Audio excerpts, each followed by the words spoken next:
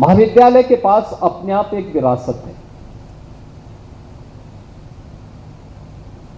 Krishnamurthy foundation इस महाविद्यालय के संचालन में अपनी भूमिका का निर्वहन करती है, यानी भारत की आध्यात्मिक विरासत।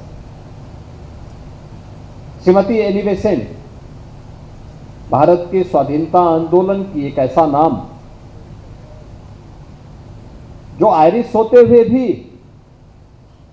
जिन्होंने भारत के अंदर भारत की मूल परंपरा को किसी भी भारतीय से बढ़कर के सम्मान दिया और सम्मान देकर के उसे आगे बढ़ाने में योगदान दिया।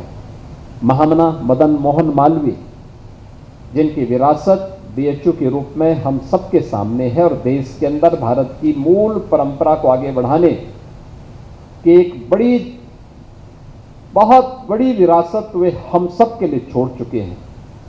स्वाभाविक रूप से महाविद्यालय अपनी इस विरासत को आगे बढ़ाने का काम कर रहा है, अत्यंत अभिनंदनीय है। और मैंने देखा है कि जब मैं महाविद्यालय परिसर में आया हूं तो परिसर का वातावरण देख करके कहते हैं ना कि जो जैसे दिखेगा वैसे ही बिकेगा। आपने पहला इंप्रेशन बाहर का बहुत शानदार बना के रखा हुआ, एक प्राकृतिक वातावरण के बीच में मां गंगा के सानिध्य में रह करके कितना आध्यात्मिक वातावरण महाविद्यालय परिवार का है। भारत की प्राचीन गुरुकुल की स्मृतियों को ताजा करता है। इन स्मृतियों को आगे बढ़ाते हुए इस राष्ट्रीय संगोष्ठी का जो विषय भी रखा गया है कि बिरसा मुंडा की विरासत, जनजातीय गौरव, बिरसा मुंडा की विरासत, आदिवासी सशक्तिकरण और राष्ट्रीय आंदोलन के लिए उत्प्रेरक, यानी राष्ट्रीय आंदोलन के लिए। स्वाभाविक रूप से हम लोगों ने राष्ट्रीय आंदोलन का विषय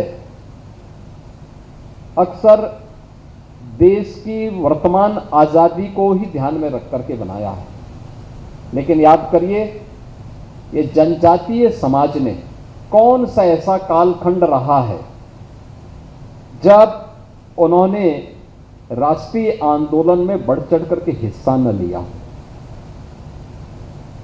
कौन सा ऐसा कालखंड रहा हो।